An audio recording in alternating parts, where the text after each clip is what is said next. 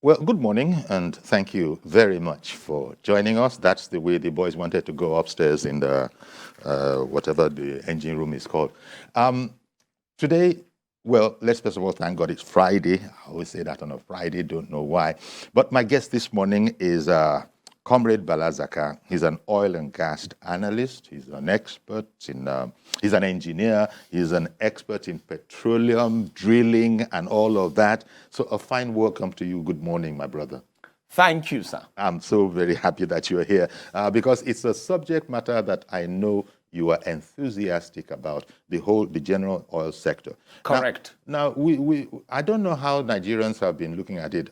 Is it trepidation or what? I'm talking about whether or not they're going to remove fuel subsidy. Because if they do, we've been hearing that the pump price will skyrocket. Correct. And that will affect every other thing down the line. Correct. And life will become almost unbearable because who will be able to afford a liter at maybe 700 naira or whatever they are projecting it is going to be? So then we heard, is it a bit of relief when we heard the minister? First of all, we heard that this whole thing that particular can has been kicked further down the road. When the president-elect was on the campaign trail, he said, whatever we think, it will have to be removed. There is no going back from there. Unfortunately. That is, well, yes. So now I just wanted to ask you, so where are we? Because we've since heard that the Minister of Finance has said that contrary to ideas that are floating out there, there is no reversal of the general policy direction, that's the way it was phrased, to indeed remove the subsidy from fuel. So tell me, can we survive, the life with the way we know it now, if we remove the subsidy on fuel and theoretically Never. Fuel becomes 700-800 naira a liter or whatever it is? Never. We cannot survive. This country will grind and collapse into the valley. Quote me. But that's not what all economic experts are saying. No. You see, there is a big difference between people who are talking theoretically and somebody that has practical knowledge. Okay. That's what we're discussing here. Yeah. Let me explain to you, sir, with due respect, the biggest mistake this country will make, especially our economic and political leaders, is for them to be looking at just that 6 trillion or 8 trillion naira they think they will save from removal of subsidy on the only remaining product called PMS. If they try doing that, the political, social, security, and economic anarchy that they will throw this country into will be 10 times more than that 8 trillion naira that they are thinking they will save. And let me explain, sir. But before you even go further, let me just throw in one here. It's been said that fellow Nigerians, this fuel subsidy that we are talking about, it is not you fellow Nigerians that are enjoying it. It is the moneyed class. It's a lie. Let me explain. So you will not enjoy it. It's a lie. Sir, let me explain. We have been deceived. They said there was going to, first of all, every time I use the word distillates, I'm referring, we will later remind me to talk about petrochemicals. Okay. But now we will concentrating on refined petroleum products, the products of refineries, not petrochemicals later. So, but sir, what is happening is this. We were deceived. At a point, we were told that before the removal of subsidy on the price of diesel, kerosene, and aviation fuel, we were told that once you remove subsidy on the price of diesel, there was going to be competitive pricing. Prices will come down. We will see investors will feel. I recall As that. at that time, between you and I, a liter of diesel was about 80 naira. Today, a liter of diesel is about 800 naira per liter. Let them show me one investor that has come.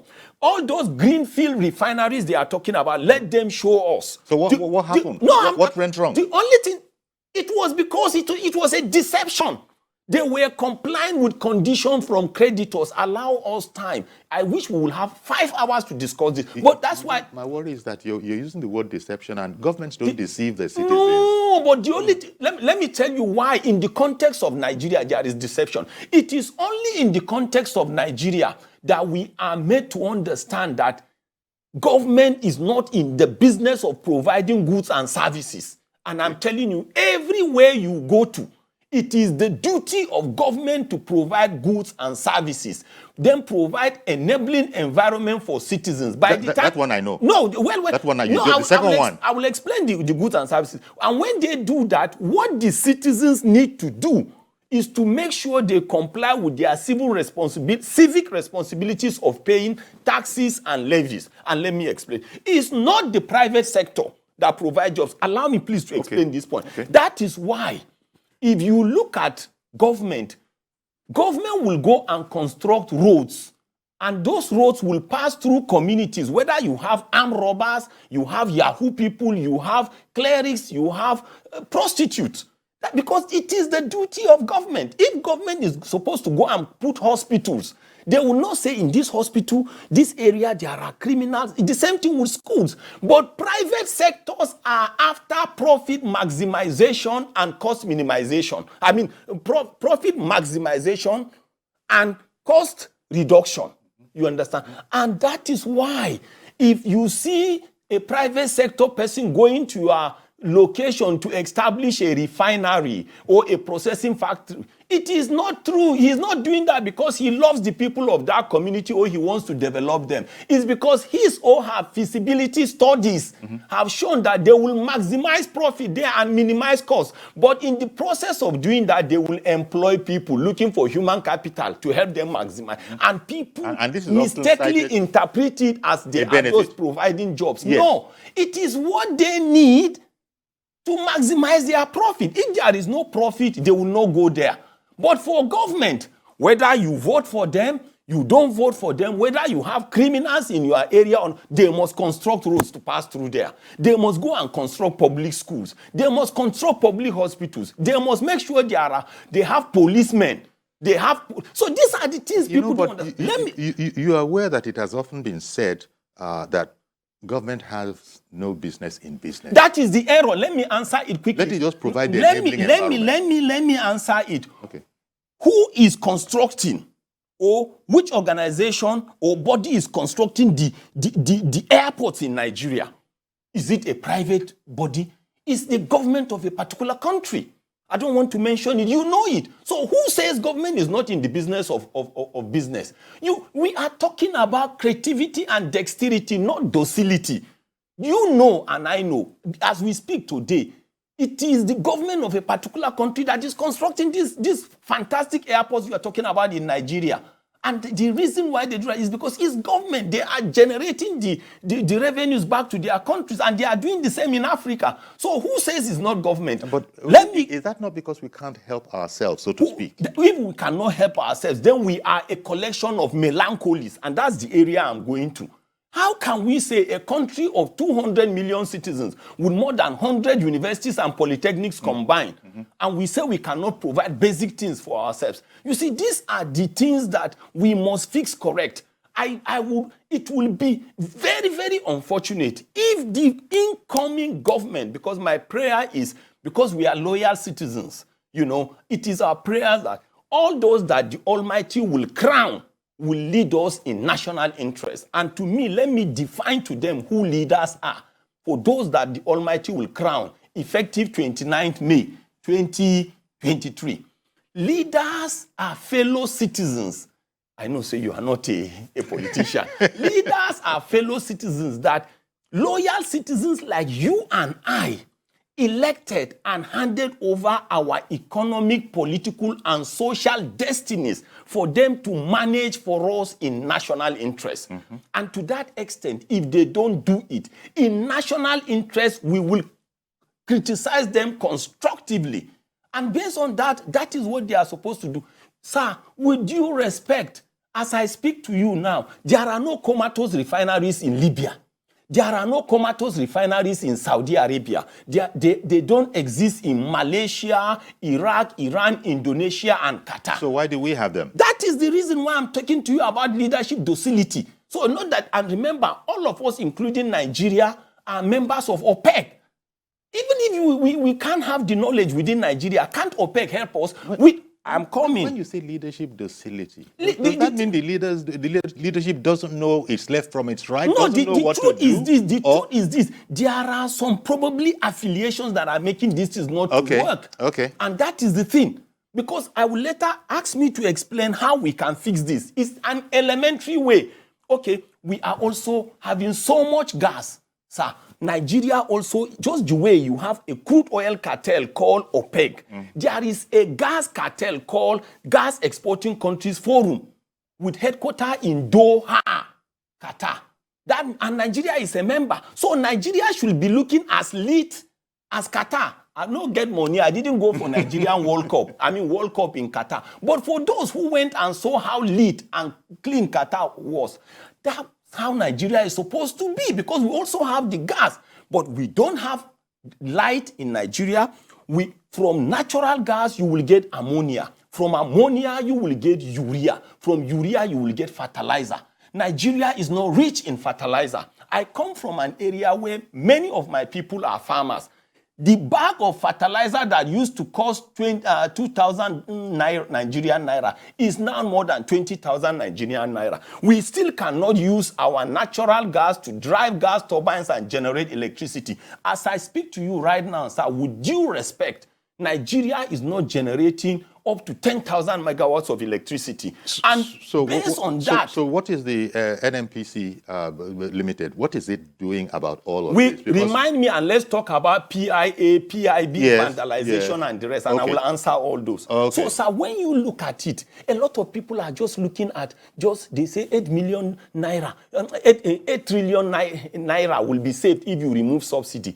What I keep telling people is just like saying, the way you are and I am now, somebody will just come and say, let me create wound on you, and then I will give you drugs or palliative to heal you. The question I keep asking that person, that wound you want to create in me, what if the wound becomes cancerous and you cannot control it? And let everybody explain to me, where are the benefits and the investors that they promise us before they remove subsidy in the price of diesel, aviation fuel, and kerosene? Me, I can answer you today and say the only thing we have discovered have been the collapse of strategic industrial sectors, strategic commercial sectors, and strategic domestic sectors. So you're clearly not for removal of fuel subsidy.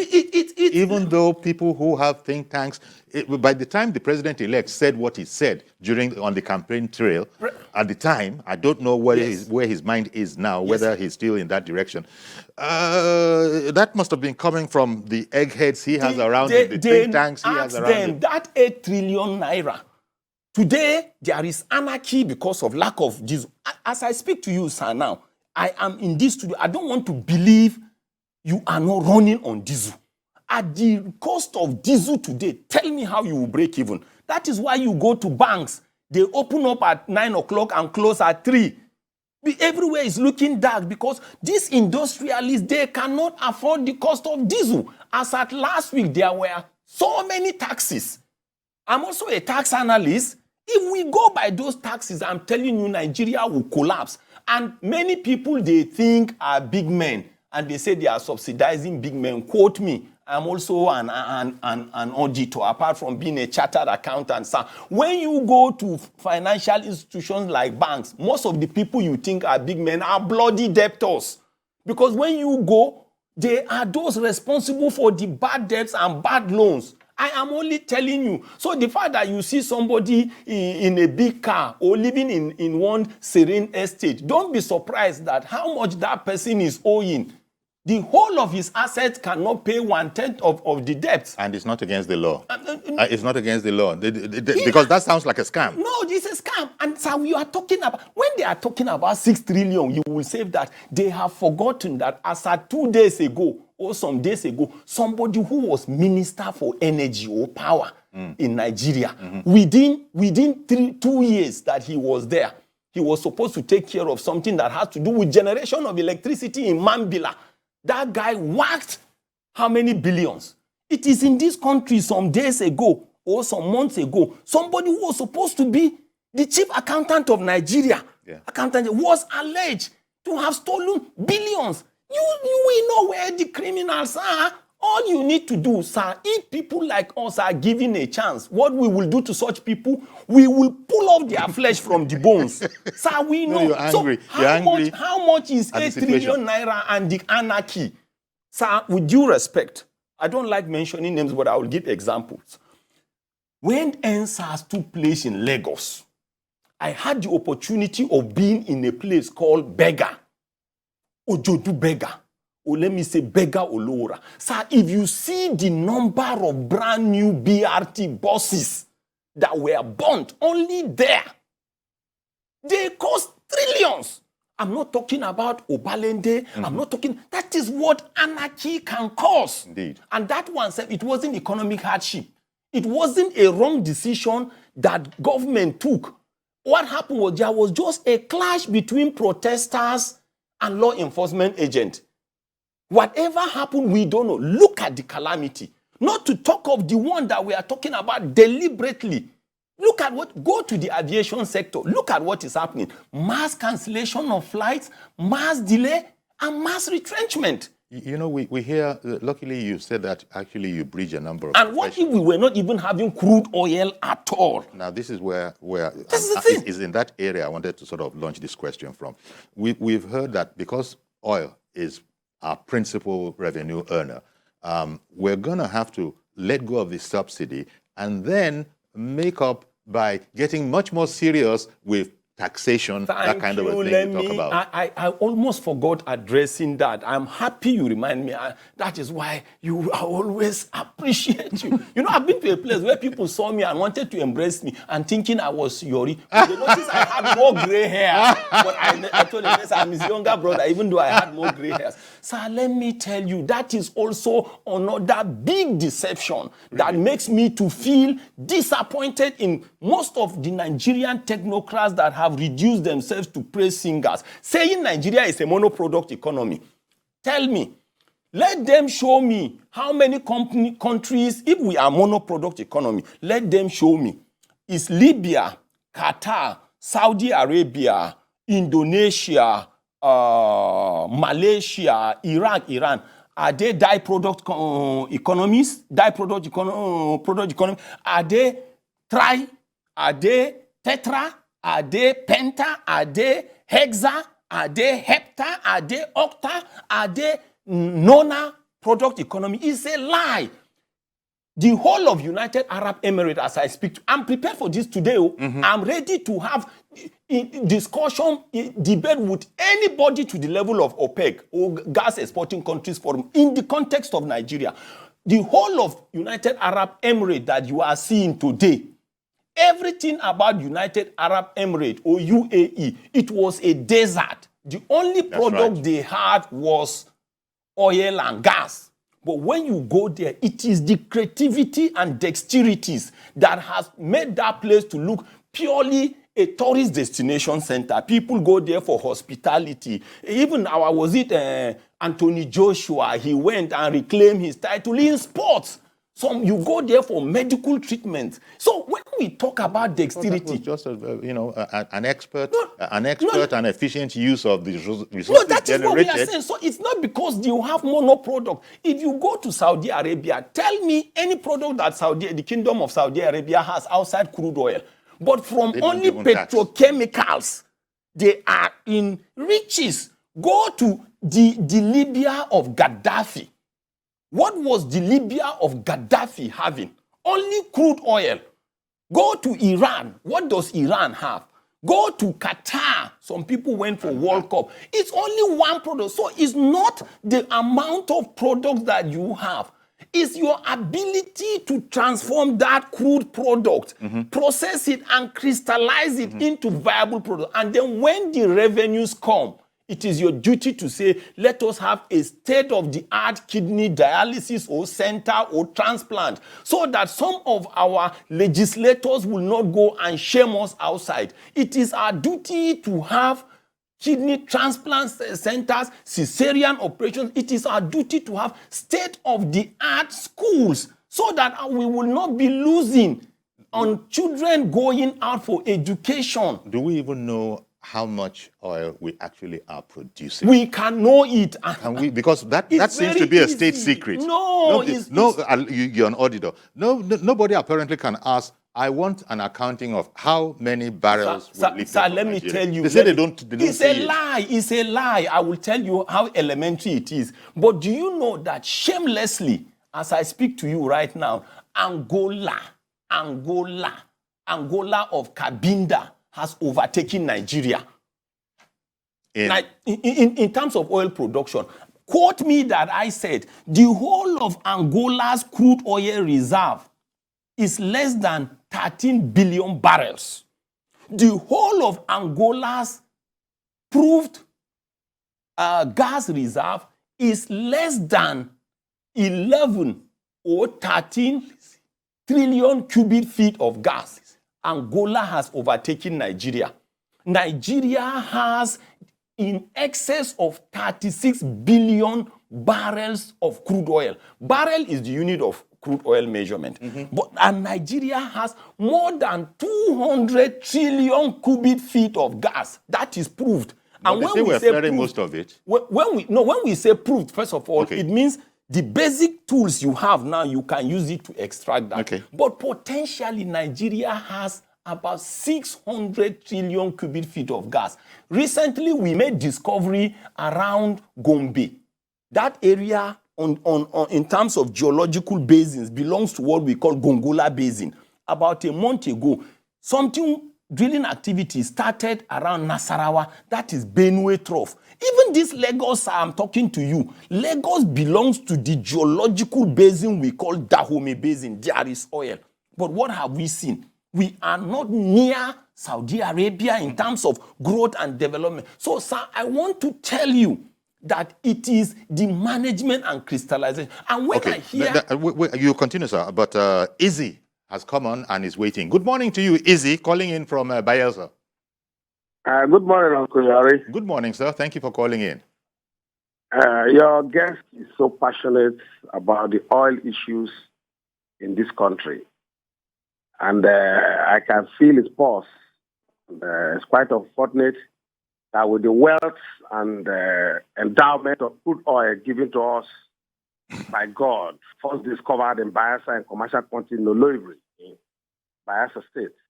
Today you can see that the nation called Nigeria have mismanaged that resource. Can you just give us some more volume so we can hear in studio? But we can't hear. I believe that we should be able to harness available resources. This outgoing government promised us that they are going to set up a number of refineries. And the refineries actually were not there. They promised one refinery per year. 7.5 years down the line, none has been built. They are all hoping now that the Dangote refinery shamelessly will be commissioned on the 22nd of this month by our president, who promised us gloriously. Today is going to commission a refinery built by a private individual. A country as rich as Nigeria could not build a refinery. Our refineries are in comatose. The former minister promised that 4 refineries will come on stream. There are a lot of turnaround maintenance. My NGO have gone there for inspection, work on those refineries in top gear, Port Harcourt, Warri, and Kaduna are in top gear. But if we are looking at Dangote refinery, do we have the capacity, since we are not meeting our OPEC quota, to be able to meet our local demand, to be able to crystallize how we can be able to get enough crude oil to service the Dangote and the 4 refineries when they come on stream?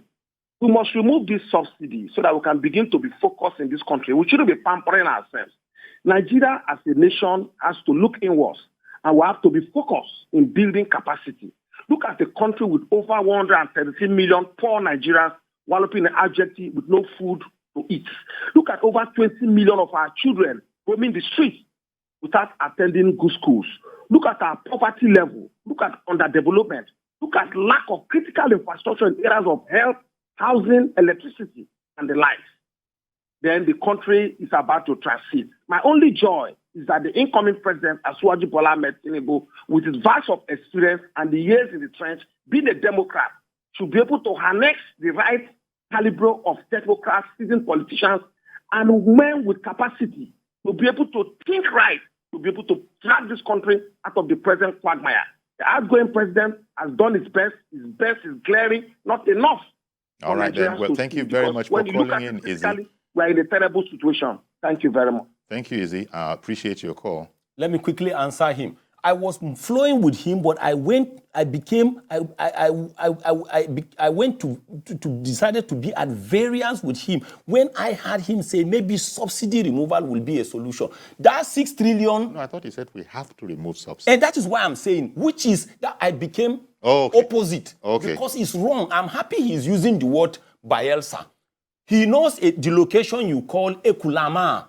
He knows Nembe Creek. He knows Cowton Channel. He knows Alakiri. He knows the place we call River Non. He knows where we call Obricombe and the rest. Mm-hmm. He knows all these are oil-producing areas.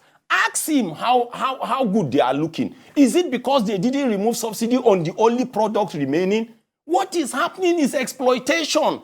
If you go to those places, when we start talking... He sees it as we're pampering ourselves. No, we are not. The question is this. When you ask him, let him, I wish he can answer, where is the benefit from what the subsidy you remove on the price of diesel, kerosene, and aviation fuel? And I'm telling him, those communities I mentioned, I've worked in all those areas. They are looking desolate. Is it because subsidy was not removed 20 years ago? That's why they are looking like that. And is it because you didn't? Okay, let all of them ask me. Is there no subsidy in Saudi Arabia? Is there no subsidy in Qatar? Was there no subsidy in the Libya of Gaddafi? In Malaysia, Indonesia? And let him ask me. Let them answer. But people might say that's not a fair comparison. Saudi Arabia. It's a fair. We're talking about oil. Oil. Yeah. They belong to the same cartel. So the reason why people belong to associations is because when you have common problems, like professional organizations, you mention 1 or 2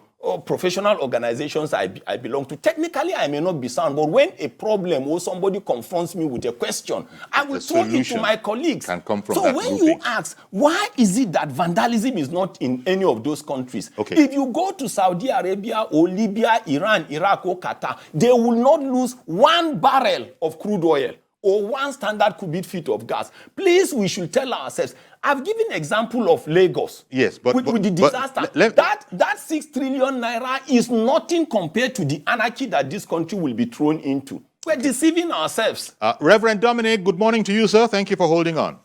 Good morning, Yori. Good morning, my friend Bala.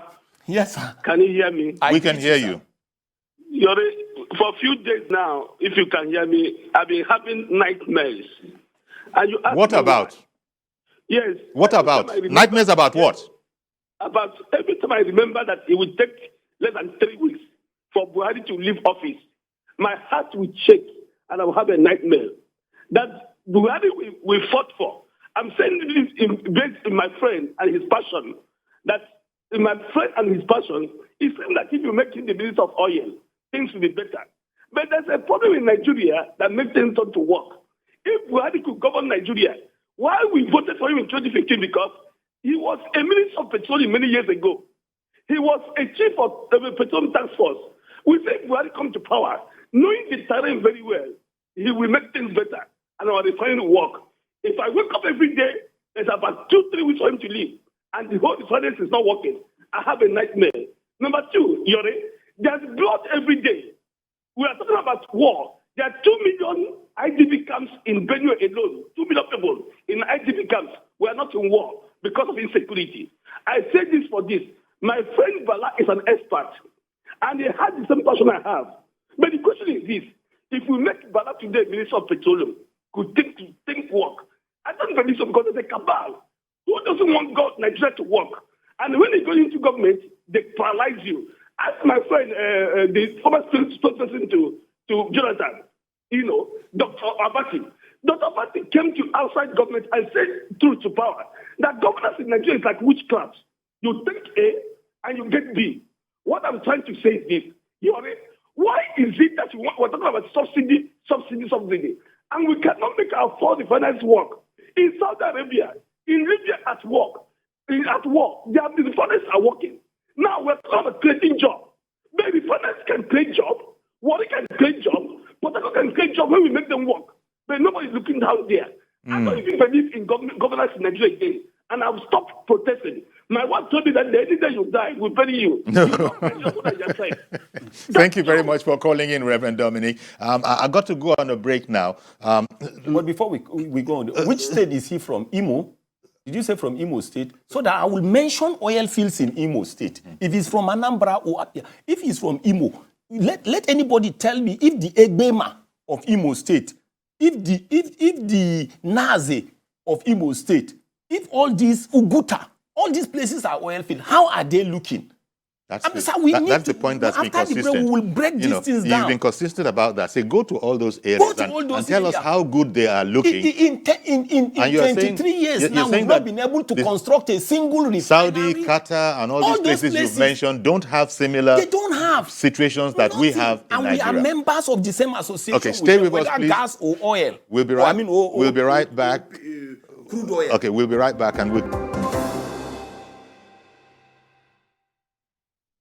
Okay, welcome back, and our guest is Comrade Bala Zakka, oil and gas analyst among a handful of professions. Thank you very much for being in here. Your passion is, it's palpable, and you are not in agreement with the state of affairs in the petrochemical sector, the petroleum sector, and all of that. So, what would you do is probably the most logical question, because you are not satisfied with what has been done so far. Never. You think that there's so much potential that hasn't been tapped. So in brief, how would you go about it that is different? But let me add Mr. Akiemi, who has called in, so that that can be a way, because I know that you're going to take more than 30 seconds to answer the question. No so good morning, Mr. Akiemi. Good morning, sir. Thank you for calling. It's my pleasure speaking to this channel.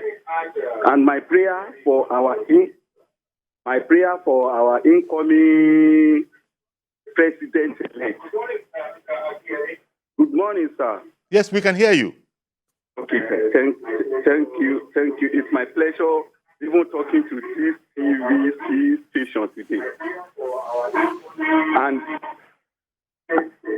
And I really... There seems to be a lot of background noise. I don't know if Mr. Akiemi is still there. Okay, see if you can get us back. There was background noise, and that might have tripped something. Yes. So what would you do? Right, before that, let me start right from the petroleum industry bill. We got so many things wrong. If you do, and to me today, it is the media that is the last hope of the common man. The reason why I say so is because you keep dossier of people who have made promises to fix the Nigerian oil and gas industry, to fix our roads, our medical systems, and you have their records. Any of them that brings up his head, remind us. Sir, it's very simple. Very elementary, very elementary. This problem can be fixed. One thing about problems or even sicknesses is that even if you cannot cure it, know the exact problem. But it's only in Nigeria you cannot be able to solve the problems of vandalism. You cannot trace the criminals. You cannot be able to solve the problems of more illegal refineries. You cannot trace the criminal. Very simple. That's beginning to suggest a kind of collaboration, the solutions. Right? Yes. Okay, but before you go, Mr. Akiemi got back in. Mr. Akiemi, you back in? No. So sorry about that. Sir, all you need for people who did basic secondary school, there is what we call flow chart. One thing about flow chart, I will give two examples. One thing about flow chart is you have start and you have an end. Between start and end, you have that system where you must have decision boxes or process boxes and algorithm. What that simply means is this: if you put your crude oil up there, and you want to, I'm talking about refineries now, and you expect to see products at the end here, whether people like it or not, if you put the necessary experts, by the time they check their process boxes or decision boxes, they must know the problem. They must know the reason why you are not getting to the end. In the context of Nigeria, sir, with due respect, I don't intend to be rude. If you deploy the right oil and gas economists, oil and gas lawyers, oil and gas environmentalists, oil and gas engineers, oil and gas accountants, and even oil and gas journalists, and they decide to go in, they will tell you why something is blocking the system from getting to the end. Another example, let me just give human digestive system, sir.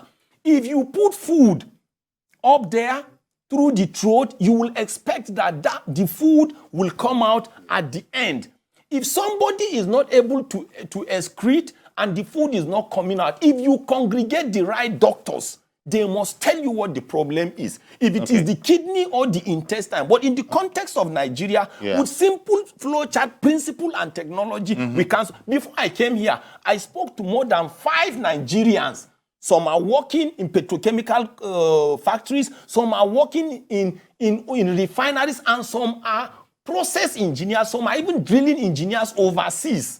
I discussed with them before we got here. A barrel of crude oil cannot get missing. Mr. Olushola in the UK, good morning to you. Good morning, Mr. Lorry. Good morning. Please go ahead. Good. Yeah. Right. Well, the reason I called in is to comment about the program. The line has gone shaky. Are you in motion or something? Oh dear. We can't hear you well. Your voice is all trembling, and I know that's not you. So we can't hear you. You know, the line is shaky. So sorry about that. Let me shock you. Let me shock you with something. Let me shock you. If you look at everybody, most of the praise singers and technocrats, all of them are trying to still justify why we should keep importing. But I will shock you, sir. They want Nigeria to be reduced to a country where you produce so much beans. But every time you want to buy akara or moimo, you will go to somebody who does not cultivate beans. This kind of people want Nigeria to be reduced to a country where you produce so much cassava. Every time you need gari or cassava flour, you will go to somebody who does not cultivate cassava. But let me tell you the worst and the satanic part, if we listen to them. If we keep on importing, sir, even the Dangote, I'm personal, even Dangote refinery will crash. Ask me how. It's very simple. Do you know the amount of monies that Dangote invested there? How much he paid for compensation? How much he paid for road construction? How much he paid to put those facilities? If Dangote refinery is there now and you allow some people, importation continues, some people will only carry briefcase, collect import license, and they will talk to their friends. Those people will just send in these refined petroleum products and they will be making their margins. Okay, I'm going to come back. When will Dangote I'm going to come back to these points that you are making, but let me quickly bring Ada in. Good morning, Ada in Jos. No, calling from Jos, Plateau State. Good morning to your guest, Bala Zakka. I like listening to him. I'm so happy he has talked about the Dangote thing, because that was one of the questions I wanted to ask him, that if that Dangote refinery comes out, does he think it will work in Nigeria? And I'm happy I answered my question. Now, let me tell you something, Mr. Yuri. I agree with Zakka. The problem in Nigeria is that we are saying we're knowing the problem. We know the problem. There is no political way to fight the problem. Who are the people who are stealing the oil? Is it you and I? It's not something you can just steal anyhow, you know. And because they are up there, nobody is punishing anybody. Borders are so porous. The first we say we're even consuming. I don't even believe it. I'm not in their listing, but I know that even as a layperson, we're not even consuming that quantity of oil in the first instance. And most of the oil we're subsidizing for people outside. They go there and sell it to the neighboring countries where the price differential is very much, you know. That's the problem we have, is the corruption in it. So even the people that come, we don't see the magic one. If the corruption is not stopped, if the oil service is not stopped, we're going to continue having this problem. So that's the problem. So there's a lot of fraud in this fuel subsidy thing. And then to what matters is that even the parameters they want to use in questioning is like, is it fraudulent? And then today I saw in the streaming headline, they all have hardship allowance for themselves, running into trillions. And then they have inflicted hardship on the citizens. And yet they have hazard allowance. Only God will help us in this country. All the semblance of people for Nigeria, all the agenda. Thank you very much, Ada, for calling in. Now you've said a lot. And, no, I'm just warming up. I can imagine for you, but you've said plenty, and a lot of it is pointing towards self-inflicted harm. Exactly. Self-inflicted harm, if indeed you are accurate. You've just reminded me. If it is not self-inflicted harm, explain to me, sir. The last time Nigeria constructed a refinery was around 1989 and 1990. Let's assume it was 1990. From 1990 to now, you're talking about 33 years. The generation of Nigerian leaders that we inherited didn't deem it fit to maintain even the refineries they inherited, not to talk about constructing new ones. Do we need anybody to tell us that we'll run into energy crisis? Is that the way Libya was behaving? Is that the way Saudi Arabia was behaving? You don't need anybody to tell you that that will be what you technically call self-inflicted injury. Another thing again that you talk, how do you expect a country of 200 million citizens to be relying on a product whose raw material they have? What is even the meaning of value chain? What is the technical and economic meaning of crystallization? What do you mean? What is the meaning of value addition? When you talk about those things, it means look for something crude, process it. When you process it, it becomes something viable and you use. You are not talking, you seem to be talking about not a lack of competency to do this job. No. That's not. Sabotage, Exactly. Is, internal sabotage, yes. And everyone seems to be in on it because some people, those who have the powers are pretending, because along our value chain, processing line of crystallization, we have economic vampires, we have economic marauders, we have economic traitors and betrayers. And I'm telling you, they are only along this chain and constituting a clog on the wheel of progress, because those who have the economic and political powers allow them to be there. Of course, the natural question for a guy who doesn't know anything about it is, why are they allowed? That's where collusion comes in. And let me explain. That's where an allegation of collusion comes in. Okay, but let me check this time whether Mr. Akinyemi has come back or not. Do you know the told us he has come back? Mr. Akinyemi, is it you? Thank you, sir. It's me. It's me. Actually, it's me, sir. Okay. Thank you. I really appreciate you, sir. Please carry on. Okay, thank you. My own take are all this. I really appreciate the way TVC are doing things. You carry along everybody on your own program. And I really appreciate you for doing that. And I want to emphasize my own concern to our new incoming president-elect, Asiwaju Bola Tinubu. I will not want him to make the mistake that Buhari-led administration has made at the past. A nation where there's a hungers, everybody was sufficient, everything, insecurity, and whatever. We are suffering from all those kind of ailments. Instead of them to borrow money and repair our refinery, if assuming they have borrowed that money to repair our refineries, now maybe we have about 5 or 6 refineries working. As at now, I thought that money will have been paying back through the refinery repair. Okay. That all right. means all the fuel that we are producing through that refinery now will be generating more money into Nigeria's account, and will be paying back those debts through what we have established with the money. Okay. But now, you say you took all the money, you repair all the roads. What has the road put in place for us? I know it is really, really important for us to have a good road. But something that's supposed to come at second, you brought it at the first thing on our table. Okay. That is why you're saying that our priorities are wrong. Thank you very much, Mr. Akinyemi. Really appreciate your call. Now, what he's saying, I got him completely. Let me yes, and it seems logical enough. No, it's not intelligent enough, and the reality and so elementary. The solution. But that's not what we're doing. No, he was talking about the poverty, the poverty index in Nigeria, sir.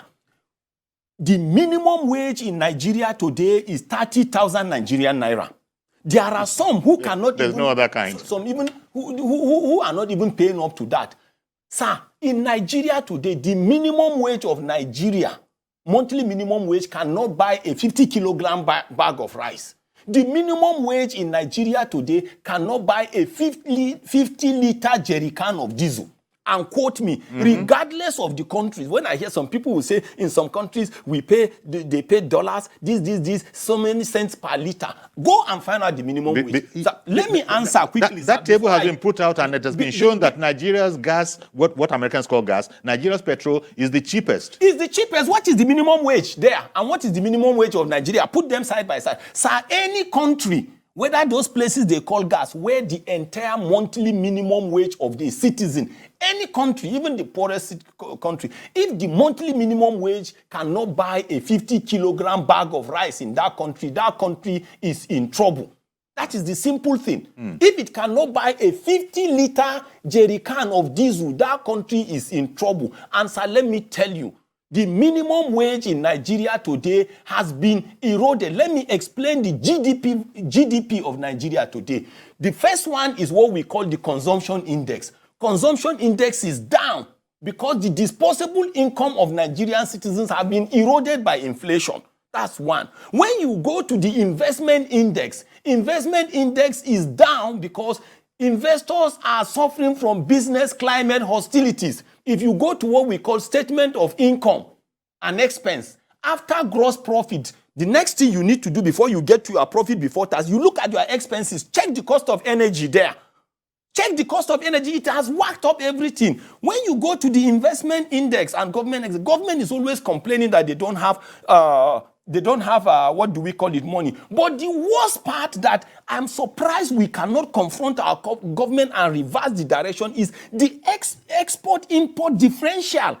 Nigeria today is doing more of importation, and it is affecting our forex. And you are telling us, first of all, instead of us to fight and get the refineries fixed, whether private or whatever, some people want us to still be managing importation. And you know the effect on export-import differential equation and the GDP and what it is going to do to forex. And as if this was all of this Why are they thinking like this? If all of this wasn't bad enough, we still have the matter of oil threat, the unending we will oil talk threat about that part. and but bloody illegal refineries. Let me quickly bring in Mr. Yakubu. Good morning, Mr. Yakub. Yeah, excuse me. Are you hearing me, sir? Yes, we can hear you. Yeah, good morning, Mr. Zakka. Morning, sir. Chief Jolly, I think I totally agree with Mr. Zakka. And then I hope Ashwad Bola Ahmed Tinubu, the president-elect, if not him personally watch this program, I think the ally will be watching this program this morning. I think they need somebody like Bala Zakka, and then your guys. And then I want to hope that he find it deemed fit to write open letter to Ashwad Bola Ahmed Tinubu concerning this very particular issue that we are discussing this morning. You know why? Mr. Bala Zakka has been on this show for a while. I've been following him up and down from TVC to channels, every station. He continues to say the same thing because he knows what he's saying. And then he knows the problem that's facing the oil and gas in this country. Please, I want to tell you, sir, if you have never written open letter to Ashwad Bola Ahmed Tinubu, the president, please do so because I can see that you really know what you are talking about because Ashwad Bola Ahmed Tinubu did say, he told the labor organization in this country prior to that election that come, whether you like it or not, go and toss your placard to protest. I'm going to remove the subsidy. He said so. Yeah. And then he even told them that, and then I'm going to win this election. And then he did win this election. I voted for it. A lot of Nigerians voted for it. And then he has won the election. Now, I want to ask Mr. Bala Zakka, do you support of being removed this fuel subsidy by Ashwad Bola Ahmed Tinubu? And that is just no support. No. It's clear. Never. He has said just no. Because of what you said, tomorrow, sir, what do you think he needs to do to make it possible for Nigerian citizens not to go on protest? And then we all know that the fuel subsidy of the thing is a little people that enjoy this. All right, then. Thank you very much, Mr. Yaku. I'm sorry to rush you a bit because I did want you to touch for a little while on the whole matter of stealing. I would address that quickly. Yes. Let me also tell you, just because of what he said, tomorrow, there is this confusion between Labour Party and Nigeria Labour Congress. Tomorrow, I will be a guest of Nigeria Labour Congress to discuss on this thing. Okay. And I'm This telling same you, subject matter. all the people that are saying we are subsidizing consumption, they don't know what they are talking. Because what you think is a consumption to you is a catalyst that will help somebody to reach an end. In fact, I was discussing with a clergyman, and I was telling him, I said, you know, you preach to people. He said, yes. I said, to you, they are consuming. But to them, it's not consumption. It is what they need to become better people. So when I hear people saying you are subsidizing consumption, to you, that generator man, you are subsidizing petrol for him. But for the generator, that generator man or that business center man or that hairdressing salon person, it is that petrol that you think you are subsidizing consumption. If that person just need it as a part of his or her business crystallization process. So people should not always... Talk to me a bit about stealing. About stealing. The unending oil That theft. is another We have thing. more than 60 seconds for that. No problem. First of all the OPEC member nations, there is no crude oil stealing. Somebody should prove me wrong. All the gas nations that Nigeria is a member of, there is no crude oil stealing. So how is that it tells you. And all these bodies, cartels, Nigeria can go to them for advice. As at June last year, a Nigerian was the OPEC Secretary General, late Sanusi Barkindo, for almost 7 years. It tells you something is wrong with the governance structure of Nigeria. In terms of stealing, it's a shame. It's a shame because I remember that some years ago, Dr. Okonjo-Iweala said Nigeria was losing about 400,000 barrels of crude oil per day. The unit of crude oil is called barrels. When you come, 42 gallons is equals to 1 barrel. Then 4 liters is, is equals to 4 liters is equals... 1 gallon, Abi? 1 gallon. When you multiply that, you will get about 60-something million liters of crude oil that Nigeria was losing. But let me tell you on what... a daily basis. When I divided that by the capacity of a 33-liter tanker, I discovered that based on what she said, Nigeria was losing an average of 2,000 tankers to thieves daily. Every day. And my 2,000. summary, yes, it is not possible. But even if it was happening, which I believe the IOCs were suffering from, then it was a well-crafted, a well-syndicated criminality. And if you look at it, even with the passage of the Petroleum Industry Act, has the crude oil stealing stopped? What happened recently? It was a gathering of stakeholders that stopped it. So even the time spent on that PIA and other things, where are the investors? You know, we're going to have to... Where are they? With these open-ended questions. Allowing this thing, they want to sink the incoming government and deceive it. Because the anarchy will be 10 times more than that 8 trillion or 6 trillion naira that they are looking through the aperture of ignorance. If subsidy is removed, which you are counseling against. Never. They shouldn't try it. Well, Mr. Bala, Comrade Bala, it's not Mr. It has to be Comrade Bala Zakka, oil and gas analyst. Where they will call me Comrade tomorrow, NLC. I want to thank you very much, and at least scratching the surface for us, because you need hours to really exhaustively talk about this. You should organize it. Indeed. It's a national thing to help the incoming government to get it right. So thank you very much for this. No worries, sir. You know, our appreciation. Thank you, sir. That's our program today. Please join us on Monday for a fresh edition. I'm Yori Folare. Bye-bye for now.